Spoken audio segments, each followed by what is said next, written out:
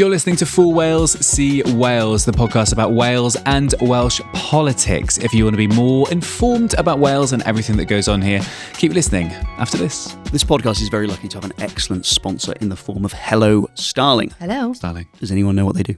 Okay, well, I know they're not a PR agency. They are a media buying and planning experts. They are. They are experts in putting your product, brand, campaign in front of people who need to see it. So let me give you an example. So they did a campaign with Brecon Carreg. The water. Oh, wow. The water which apparently I just see everywhere. Yeah. Very refreshing. So they ran a campaign with them to increase essentially just their social media following.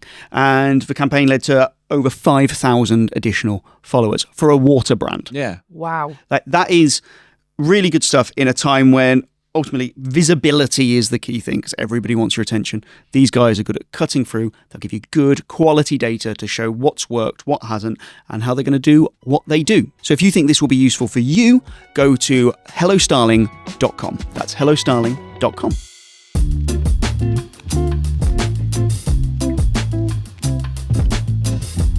Hello and welcome to For Wales, See Wales with me, Will Hayward. Me, Robin Morgan. Me, Mel Owen. And me, Eluned Morgan. The eagle-eyed amongst you on YouTube will notice we are not in the normal Heyman studios. We are on the 5th floor of Ty Hywel at the Welsh Parliament, our nation's parliament, in our nation's capital. And we are joined by the First Minister of Wales, Eluned Morgan. Diolch yn fawr, croeso, welcome. The Senedd member for Mid and West Wales. That's right. Yes, and has been now the First Minister of Wales since August 2024. That's right. It's been pretty chilled, hasn't it? Been a nice easy time. It's been just an easy ride every minute. Very laid back, I'm imagining. Yeah. An easy time to be in politics in Wales. Absolutely, yeah. The way it normally works when we have guests on this podcast is we divide it up into 3 thirds. So the first third, we're going to get to know you. We want to get to know who you are as a person, kind of do the person behind the politician, and then we will have to do some scrutiny. I'm afraid, but you did First Minister of Questions yesterday, and obviously it's going to be an easy ride compared to that. And then we're going to have a bit of a broader talk about politics in Wales and a bit wider, interspersed with some delicious treats which we've bought for you, which we'll come on to in a second. So I actually think the first time I ever spoke to you was I was coming to you for comment because it was the COVID inquiry and some of your text messages had been released and you had apologized. God, are we going there? No. But I actually... This is the getting to know you bit. And you apologised for some fruity language. Now, I got to admit, I was at Wales Online at the time and the comments can be terrible on that website. But I actually think from conversations I had with people, the fact that you said... We can swear on this. The fact you texted a colleague saying, we are all fucked, was, I think, quite a humanising thing. And I think you've always come across as, in a world where so many politicians come across as a bit of a political robot, your personality does come across. Is that something you consciously try and do? Is it just who you are? When I started in politics, I was 27 years old and I was very young, very inexperienced and, actually a little bit terrified. And for 2 years... my stomach was knotted. I was so stressed out because I just couldn't screw up. I just felt like I couldn't let the women down. I couldn't let young people down. And so it took me a long time to kind of, I can't mess up. And then that, you come out of that, you grow confidence. And look, I've been in the game for a long time now, and I'm kind of relaxed into the role. And I just think having a lot of time in politics just means that you can be genuine, be who you are, and that's what I try and do. I'm not very good at hiding who I am. Do you ever have to try and catch yourself and go like, oh, that's not very first ministerial? I do it all the time, all the time. In fact, my husband bought me a ring when I went into the House of Lords. And was that 2011, was it? So that was 2011. And he bought me a ring. So he said, look, if I ever see you dancing on the table, I'm going to tap the ring and kind of go, remember. Wow, what a statement. It's something that happens so often that he has to tell you. It's not that bad, but it's just kind of just cool it down a bit. Because, listen, I'm someone who likes to have fun. I'm someone who, I think that's fine. That's who it is, but you also do have to rein it in a little bit. Sure. Obviously. Yeah. The first time we met was, I'd have been 9 years ago, so I was 21, and it was actually my first time, I think, on live radio. And it was me and you, we were in a cafe in Grangetown at 6:30 in the morning. And I was so nervous. And you were very lovely to me. You rubbed my shoulder, you went, don't worry, it's only live. I remember that. Yeah, it was early. And it was very early, yeah. And I'd got so dressed up. Yes. And it was for radio. Yeah. No, I remember that. No, but you put me at ease a lot. You put me at ease. But, being a woman in politics at such a young age, I think is incredible. Like, what made you want to go in so young? Look, I was brought up in quite a political environment. I was a vicar's daughter in Ely. And Ely, you'll know, is a council housing estate on the outskirts of Cardiff. 30,000 people live in there. Biggest council housing estate in Europe at the time. A lot of deprivation, a lot of poverty. And we lived right in the middle of the estate. And we had an open house. So we had people coming in and out all day long at all hours of the day and night. It was just an extraordinary upbringing. One of the things that really hit me was the fact that actually there were a whole load of people there who were super talented, super clever, and they just weren't getting the opportunities. And so for me, that's what kind of made me think, hang on, that's not really fair. And these were people I just grew up with. They were people who were really bright. There was one guy who walked from the other side of Cardiff at 11 years old because his mum had kicked him out of the house, and arrived at his father's house in Ely and was told, he asked if he could come in. He said, look, I'm with somebody else now, but you can come. You can come in, but you need to leave before we wake up in the morning. You need to get out of the house before we wake up and come back after we've gone to bed. This is a 10, 11-year-old child. Wow. And so he finished up more or less in our house all the time. And this guy was bright, really clever, he just wasn't given the opportunities. And I just think that's what drove me. And the fact that I was surrounded by this political environment. My dad was a councillor, and he went into politics because he just felt, as a priest, he just thought, praying for someone doesn't fix their problems all the time. You need to kind of actually get involved in their lives. So he got involved in politics. My mum got involved in local politics as well. And we had all of these people just rocking up to our house all the time. So, Mark Drakeford was the youth worker. He was my youth worker. No way. Yeah. That's incredible. Rodri Morgan, he's the local MP, so he was there a lot of the time. And then, of course, before that, we had George Thomas, who was the former Speaker of the House of Commons, so he was the local MP.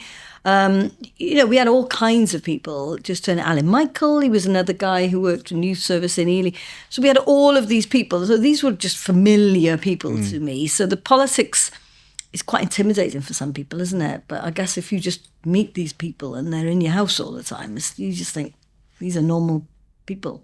So, that takes the mystique away a bit, doesn't it? Being a young woman, especially, did you feel that you had to try even harder? Like for me, I always say, I feel like I've got to try twice as hard. These guys actually work very, very hard, and I do a lot less work than they do. But generally, I would say I'll be in a professional environment with men, and I think, gosh, if I turned up looking how you did, if I turned up with as little prep as you did, I wouldn't be here. I've had to fight so much harder. Yeah. What was that like in politics? That was when I first started. I was 27. I was quite inexperienced. And in fact, my selection was quite interesting because, I was the 5th woman in the history of Wales to be elected. And I know. That's mad. In 1994. So, this is not really long time ago. So that was elected for the European Parliament. It was the European Parliament. So, and you just think about that. You think, that's ridiculous that it took that long. And then what was interesting was that, in those days, the unions used to kind of decide who went on the ballot. And they changed the system just before I came in. So it was one member, one vote. And what was interesting is going to the selection meetings. And I went to the first selection meeting and I gave it my best shot. And I'd never made a public speech in my life before this point. I was invited to interview between 6 different places. And I went to the first one and I gave it my best shot. And they said, no, we didn't choose you. So I waited around afterwards and I said, what? Is there anything I can do? What can I improve on? And they said, listen, you're good, but you'll get your chance again. And I just thought, right, I'm not having that. So the next one, I just thought, this is difficult. Because I was 27, but I looked like I was 17. I looked really, really young. My friend. Yeah, exactly. I wore my mum's clothes. It was like, nobody's going to be fooled by this. So I just had to confront them. So I went in and said, look, you can select me on anything you want today, but you're members of the Labour Party, you don't believe in discrimination, and you cannot, if you're assessing me on the basis that I'm a woman or that I'm young, you shouldn't be sitting in this room.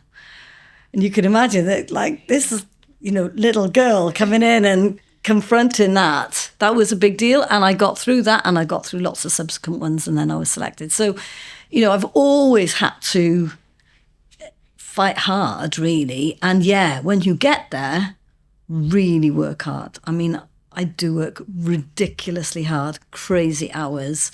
And, because you can't afford to mess up. No, I feel that when you get the opportunity, it's one thing to have achieved it and got it.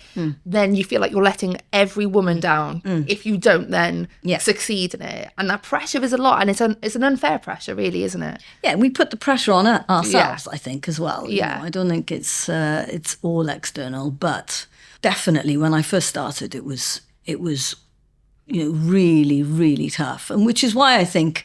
this is a very important role now, but because of the intensity of the difficulty when I was first elected, my resilience is pretty strong. Do you feel like it's got better in those sort of 30-odd years in terms of not being the only woman in those rooms now? Do you think it's unbelievable? The difference is quite remarkable. You think about this place. Yeah. We had to fight like hell for it. We had this twinning fight. Have you heard about the twinning fight? So that was another... I'm going to go on a limb and say not all our listeners would have heard of the twinning fight. Okay, so that was another thing. So, we had the worst record in Europe in terms of women's representation. And I think we had one MP, Anne Cloyd. But, apart from that, no women anywhere. And this was at a time when the Tories had a female Prime Minister. Yeah. So this was huge. And so when we set up this place, and, I was very involved in setting up this place, we had a battle within the Labour Party. It was a battle. Let me tell you, it was a battle. Because we said, look, we've got to start, and we've got to start it with women being absolutely equal if we can. And we developed a system, a mechanism to make sure that Labour had a mechanism where we had equal numbers of men and women. And it changed everything. And it's actually changed the nature of this place, I think, and it's the way, the atmosphere. It's not the Yarboo of Westminster in the same way. I do think that having women in positions of power makes a difference. We're going to move on now, but what we always do with our guests on the podcast is we give them some kind of treat. So what we had, Mark Drakeford obviously had some cheese. We had Leanne Wood had some cake. Yep. What did we get James Evans? Birthday cake. It was his birthday. He joined us on his birthday. Anthony Slaughter, we got him carrot batons. Yes. Actually. You've been pretty vocal, weirdly vocal about your love for Haribo. So I think it was a debate. We're recording this on Wednesday. Yesterday, inside the Senedd, you were talking about measures to tackle obesity, and you said, just quote, I'm sure you know, just go for it. Every time I go to my local shop, when I see the chocolates just there before the checkout, I'm tempted. I'm tempted by those Haribos that are just sitting there looking at me. We've got to make it easier for people by removing that temptation. So we've brought you some Haribo. Yeah. Oh, yes. Robin, can That you talk? temptation is very real Can you today. talk us through the smorgasbord that you've got for the leader of Wales? We have removed them, but into this bag. So I love Haribo from corner shops because you always get just utterly bizarre ones that you don't really see in supermarkets. So we have 3 different ones. Here is Nostalgics. Ooh, nostalgic. Looking With an back, X. Wow. looking Okay. back to the past. There we go. These are £1.25. They've gone up 25p. Wow. This is inflation. Yeah. First Minister, what are you doing about You're this? not blaming that on me. Some football frenzy. You know, we're in a year of the World Cup. God, Who you have knows? got some different ones. Imagine if we brought in a sugar tax. And soda twist. Oh, these are my Zing. favourites. Do you like a soda I twist? love a soda. So- You can only get them in a dodgy Excellent. garage. Yes. What would you like? What I want is You want a nostalgic, don't you? fantastics, tangfastics, whatever they're called. Well, And I those would are my recommend favourite. a soda bottle. Yeah, they're I think, Okay. they're like a Tangfastic but better. We would have got you Tangfastics, but it's very hard to monetize a podcast. yeah. Okay, let's give it a go. Yeah. You said you like them. Thank you so much. Are these your favourite ones, Mel? These are my favourite ones. So- This must I'm be the going to best share a audio we've secret ever with done. you guys. Yeah. Sure. So this is how I prepare for FMQs.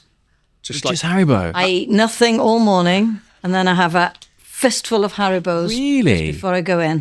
The Yeah, fizzy ones. yeah, those are ones. You know energy, Robin. Yeah, it's true. He's right. Does that explain the face you pull when you talk to Darren Miller? Oh, listen, I'm so bad at hiding how I feel. Have you ever accidentally spat a bit of sugar out on, No.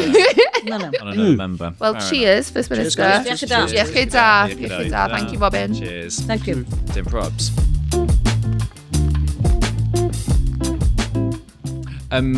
So this is the first time we've met. However, we have been in the same room together. Okay. This feels like I'm stalking you. I'm not stalking you. A couple of months ago, we were at there was an event which I was at, and Will Hayward was there, and I didn't know Will Hayward was going to be there, and I bumped into Will, and then chatting to him, and then I saw you behind. I was like, Will, First Minister's there, and I was quite starstruck.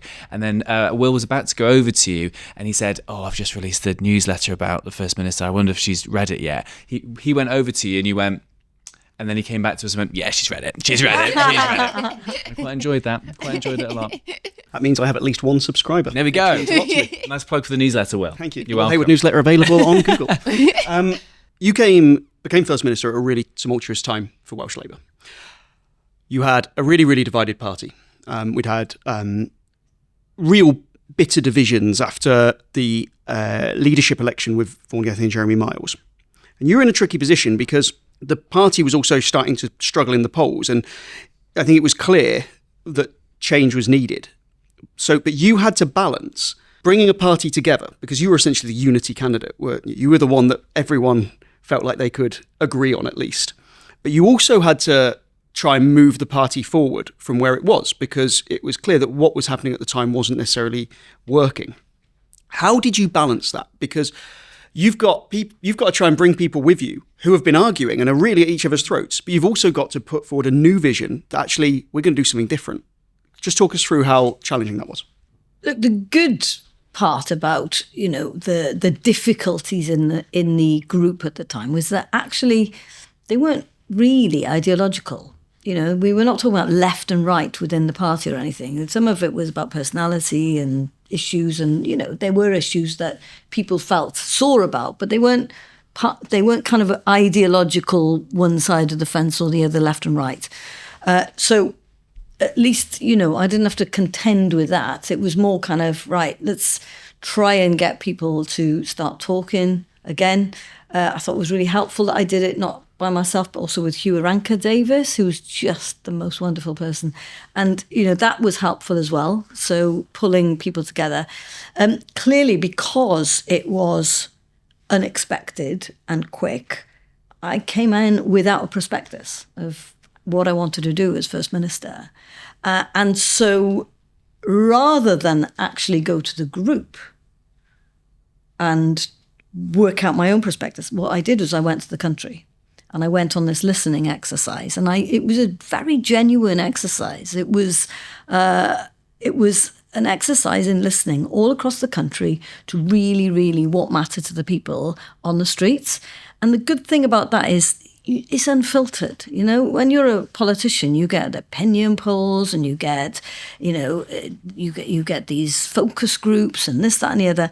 That I just thought, no, I'm going to cut everyone out. I'm going to go straight to the people. And what did the people say? And the point is, the people then told me things that, some of it was just obvious. You go into the middle of a town centre and they go, "Have you seen this place? It's run down." And they go, "What are you going to do about it?" And you kind of think, okay, well, that's one thing. And then they'll be talking about, what are you going to do about the NHS? And so there were some obvious things that they talked about. Potholes wasn't really on my agenda before I went out on the streets. But my God, it came up a lot. And I just thought, do you know what? Let's listen to that. And now we filled 200,000 potholes since I've been First Minister. So it was that kind of direct instruction from the public. And the other interesting thing was when it came to women's health. So a lot of women were coming up to me and saying, look, we don't feel listened to. People aren't really taking our health seriously. I just thought, do you know what? They would never have said that to a man. No. They would never have told Mark Drakeford, that we've got a problem. I don't think.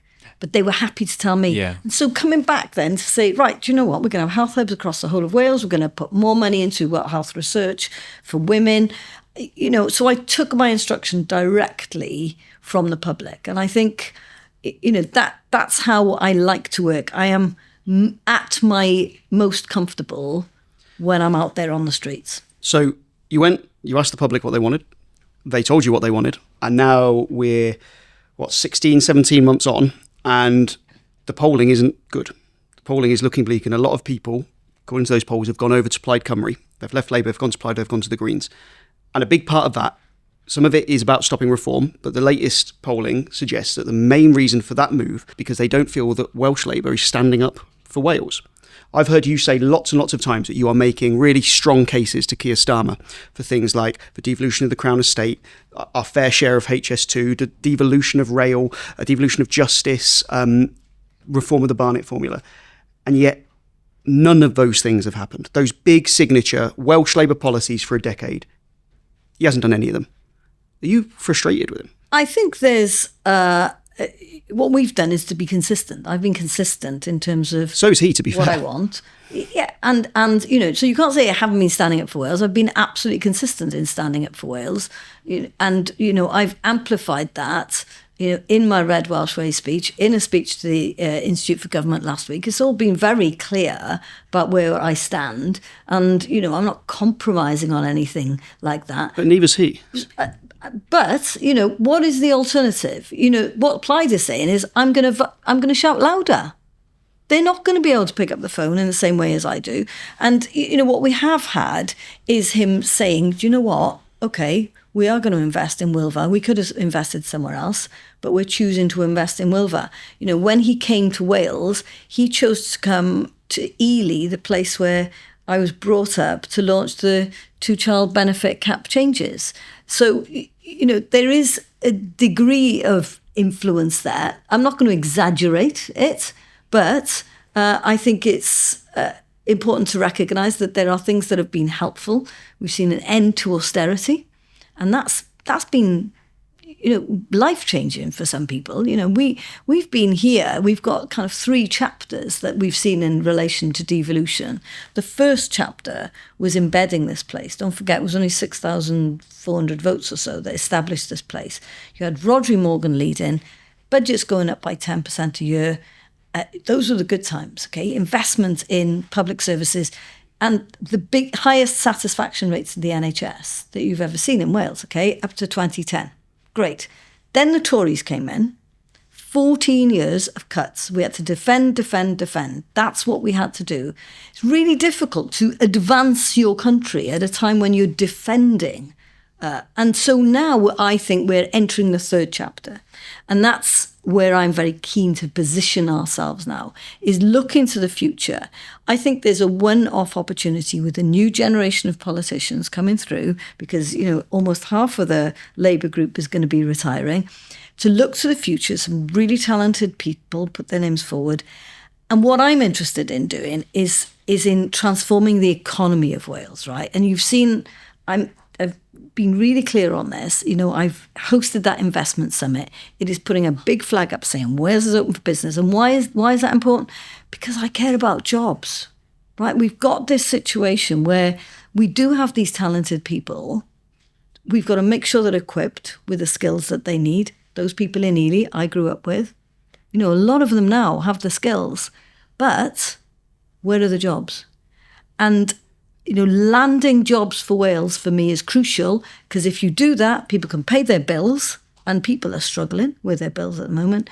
But also you can then pay for public services, and the pressure comes off the public services when people are better off. I'm not being facetious, but do you think that the people of Ely, which inspired you to go into politics, are in a better position now than they were at the start of devolution? I think some of them are, yeah. If you look at how many... Their schools are performing worse. Well, if you look at how many people from that area, for example, went on to higher education, even further education, minuscule numbers. I could probably name you everybody who went when I was growing up. That's not the case today. The thing is, people at the moment are feeling quite disenfranchised. And I think that's why we see so many people choosing protest votes for whoever party those might be. When Labour have been in power in Wales for 25 years, how do you feel about the fact that those people feel so disenfranchised that they are turning to parties that don't necessarily maybe completely represent them morally, but they feel like they've got no other choice?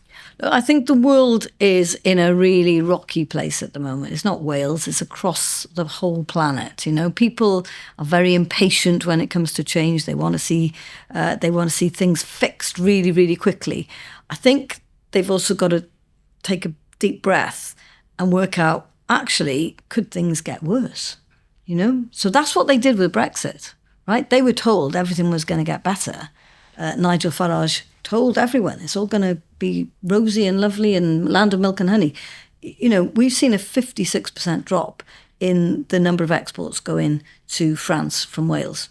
So those are jobs in those areas that voted for Brexit that have now gone, right? So you think you're going to get something better, but actually what you've bought is something that is going to cause you pain. And I'm really worried that in relation to reform, who, they're leaning into this, let's create a problem with immigration. They want to create an issue there. They want to divide our communities, despite the fact that, 50% of the people in my constituency who are dentists and doctors were trained overseas, right? What would we do without these people? Plaid, what they're talking about is demonstrating, trying to show that it's all going to be different. They've got the same money. They'll have the same money that we have. Where are the cuts going to come from for all these things that they're promising? Nobody's really challenging. What are they promising? Well, childcare. Massive. We've looked at this and we're really keen to give a more generous offer on childcare, but we've costed it, and my God, it's eye-watering. And so that's fine. If you're going to do that, you've got to show, though, your workings out. You've got to show where are the cuts coming from if that's your offer. And those are massive cuts that will have to be brought in as a result of those, big headline offers. I'm not saying we'd like to do it. Just trying to be realistic. And also, you can promise those things. POIS, for example, in POIS, we've given them money to roll out childcare. They can't find the people to actually provide the services. So you've got to be practical as well as ideological, I think, if you're serious about running a country. Going back to what you were saying about people being patient and it taking time and, in a third chapter, is a bit of you annoyed about the timing of which you became First Minister? If you'd have had slightly more time to be able to sort of enact what you would have wanted, or as you said, coming into it at a point where geopolitically incumbents are getting voted out. Are you a bit pissed off about it? Yeah. If I'm honest, and listen, I'm not accepting that I'm being voted out, let's be clear, right? I'm absolutely up for this fight. But what was really interesting in that investment summit was people taking a look at Wales, being able to show off this country. They were biting, right? These companies were biting. They were like, wow, this is interesting. This is cool. I've just come back from the Basque Country, watching these massive construction firms who are making wind turbines, trying to say, come to Wales. They're really excited. They want to come. Some of that is about actually saying, trust me, the personal bit of politics matters. Do they believe you when you say, no, I'm serious about this, I'm going to see it through? And that stability when it comes to investment matters. Because, I got out of politics for a while and went to work in an energy company to learn, why do they invest? Why don't they invest? And that's what was clear to me. They want stability. And the one thing that we're in danger of seeing after May is instability. And so the jeopardy for our country, I think, is quite big. You talk about investment in Wales. How can we afford to do the projects that we'd like to do, the things that you'd like to do? Now, obviously in Scotland, they receive more money per head than Wales. It's from how the Barnett formula works. It's not any kind of great gift to the Scots. It's based on population, and population has grown quicker in Wales than in Scotland. But we know that the current system is much better for some other parts of the UK than it is for Wales, especially around rail. We know that the decision around HS2 not only robs Wales of billions of pounds now, it entrenches that inequality for decades because of that decision. And that decision has still been made with every announcement about railways in the north. We saw the Oxford to Cambridge railway line designated as an England and Wales project. Your party is in power in Westminster. There is no one better placed in the world to fix this than your party. Why is that not being addressed? Why are your colleagues in Westminster seemingly just even Welsh MPs blind to the need to make these changes and to fix these injustices? Well, first of all, let's start with Barnett, okay? There was a massive change a few years ago where the Barnett law was introduced, right? So there was a negotiated difference. And what we've seen is that has led to us being £1 billion better off per year. So that's kind of fixed a lot of the inequality that was there in Barnett, because actually we've done quite well from that Barnett floor. So it is important to look at that. There are a few tweaks that still need to be done. So that is important. I am more interested, as interested now, in those big pots of central funding, the rail pots, the research and development pots, the investment bank. That's what reform of Barnett would be, though, isn't it? It's not just reforming Barnett formulas in tweaking the percentage that you get. It's about making sure that general funding for Wales is more automatic. So we're not fighting for those bigger pots, isn't it? So it's precisely the point I made in the Institute for Government speech last week, is actually all of those pots, we need to see a Barnett approach to this. So it's automatic. So we don't have to fight for it, because if you do have to fight for it, especially something like research and development, Wales is up against Oxford and Cambridge, right? What's the chances? They will always be able to land more investment in a competitive race. And what that means is you've got inequality is going to become greater. So this is something that is very clear to me that needs to be fixed. And, that is a point that I've made very clearly to the Prime Minister, but to the broader UK government. And I think that moves the discussion on from where we were, because it's not just about Barnett. I think it's much, much broader than that now. I've said time and time again, I just think it's unfair. It needs to be fixed. I'll keep on saying that until I'm blue in the face. I will keep on making the case. Labour were going to take the Tories to court over this, but now it's your party doing it. You don't seem to have that same verb, that same you're going to take, Mark Drakeford was going to take legal action against Boris Johnson's government for this injustice. Not on rail, I don't think. I think that was on a different issue. It was also on the bun it was the £1 billion payment to Northern Ireland as well, but he also said it around rail. That's a slightly different thing. I am making that case day in, day out. I want them to listen. I think we've seen a step in, it's better than what we had in the Tories. We've got 435 million. Some of that was development funding. So what you can't do is to switch rail on, right? This is a long-term thing. You have to make plans, you get a planning permission, you have to make sure you've got the workers. All of that stuff, right, needs to be planned over the long term. And we've proved that, because in Wales, if you see the bits that we're responsible for, they have been transformed. You see these brand new trains all over Wales. Because it's devolved. Because it's devolved, right? But why has that worked? It's because we've been in power for a really long time. And you can plan for the long term when you're in power for a long time, right? That's the beauty of it. Same thing with recycling. Second best recycling rates in the world. I bumped into somebody yesterday who was telling me, you know what? I used to be the official in charge of that 20 years ago. And he said what worked was consistency. It was that one minister after another agreed to continue with it. And that matters, and that's why you can deliver. So what we need now is consistency from the UK government. We've had the first 435 million. We need sight of what's coming over the next 20 years. But we know what's coming. We're not going to get a proportional share because of the system. Well, look, I'm going to fight and fight and fight, okay? But at some point, you're right, I would rather see, well, I'd actually like to see rail devolved, but what I would like to see in the interim is to make sure that at least we get a Barnett share of that. If voters keep you in office in May, is that what they can expect? Consistency and more of the same? No, I'm far more ambitious than just more of the same. I've just set out what I'm interested in doing is driving economic growth, right? And, you know, I'm really excited by the new digital agenda. I'm really excited. You know, AI is coming, whether we like it or not. Now, what are we going to do about it?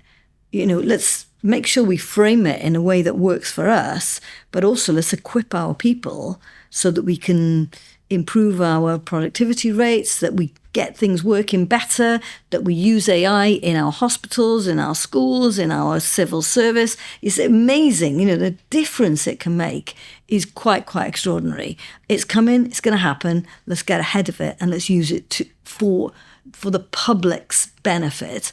So I'm keen for that to happen. I'm also keen to make sure that driving economic development has got to be powered by clean energy. And there's massive opportunities when it comes to clean energy off the coast of Wales as well. So, but I want to land those jobs locally. That's why, you know, actually having a relationship now with that company in the Basque Country who's saying, yeah, I want to come to Wales. I want to see that through. Okay. And we've started that relationship. I want to continue that relationship because that guy, you know, was really interested. Some of that's about personal connections. And that's, you're right, you know, am I frustrated? Yeah, because I want to make sure that I'm there and able to land that investment, that they are biting, they are really keen to come. And you know, instability is not great for that. Where can you put sort of, you know, if polls is believed where Welsh Labour's position is, where can you attribute that politically? You know, is it a Welsh Labour fault? Is it going to be a protest vote against UK Labour? Like, do you have a personal opinion on that? There's all kinds of people suggesting, you know, what the reasons are. And I'm clear, you know, we've got to take our share of responsibility as a Welsh government, but I think probably the UK government does as well. So everybody's seen the analysis of, you know, what they think's going on. We're knocking doors. We're getting people's feedback directly.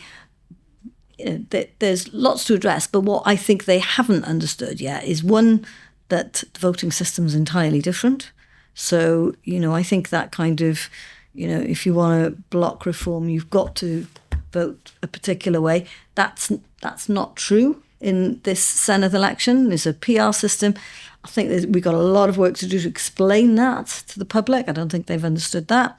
What it proves is actually public is really sophisticated in Wales. You know, they get it. They've understood how to vote. But actually they need to relearn a new system now. Okay. I'm going to just take a second. We're going to obviously have a tiny bit more Haribo, and then we're going to go on to some quick fire questions. Which Haribo are you going for this time? You've got Football Frenzy, you've got Soda Twist, and you've got Nostalgia. Nostalgic. I'm going for Nostalgic. Feels I'm going for nostalgics now. Let's do that. Let's go for it. Yeah. Okay, we're going to do some quick fire questions. If any of us have got some, just chuck them in. First thing I'd like to know from you, you've talked about threats to Wales from both Reform and Plaid Cymru. Which of them do you think is a bigger threat to Wales? Well, Reform is definitely a big threat to Wales. I mean, I'm not going to dodge that one. Reform is dangerous. And let's not forget that, you know, they've been here before. Nigel Farage's party were elected here in 2016. 7 members. By the end of the term, 6 of them had left and joined 3 different parties. You know, that's what you're going to get. It's going to be chaos. The danger of reform to our public services is, God, it's not even something I want to contemplate. You know, people rely on these services. to, sometimes literally to keep them alive. I mean, handing over £27 billion worth of services to a bunch of people we don't even know would be leading them, And what we've seen in the past is, and we've seen them in councils across England, they're falling apart. And that's just too serious. It's too serious. Okay, quick fire question. What is something that you miss about before you were First Minister? Like, has your life changed in the sense that you can no longer do something? Oh, do you know what? It's the really, really basic things like just walking down the street without having to feel like you're going somewhere. Right. Like, it's just ambling around. I haven't ambled in 30... I haven't ambled in 35 years, I don't think. So, I just even when you do now, you're just looking at it going, filled pothole. Exactly. Yeah, that one is filling. Watch out on the list. I think so. And I went in so young. I was 27, and I was still in student mode. Sure. So I was really, I was a kid, and so that's my kind of reference point. So, I'm back to clubbing. We've seen. Yeah. I've seen the photos. Amazing. Outside of politics, what is your proudest achievement? I think probably bringing up my children. That's been brilliant. They're great. They're really lovely kids, and they're stable. You just don't know, do you? You just think, and I was away from home quite a lot. So Clubbing. Clubbing. At the club. So the fact that and they're really, really great kids. I'm so proud of them. Yeah. Which opposition MS do you like most? Look, when I was in the European Parliament, I used to work quite a lot with a Green politician. His name was Claude Turmes, and I was on the Energy Committee, and he knew everything there was to know about energy, like not just the kind of things you expect Green people to. He knew about the details and the technicalities and everything, and he was like a mentor to me, and I learned so much from him. That really helped, and actually we worked together a lot and got a lot of changes to European policy. And, one of my proudest things was to got every country in Europe to write a fuel poverty strategy. He's not in the Senedd, though. Oh, in the Senedd. Yet. Reform leader. We don't know. We don't know. We haven't named one.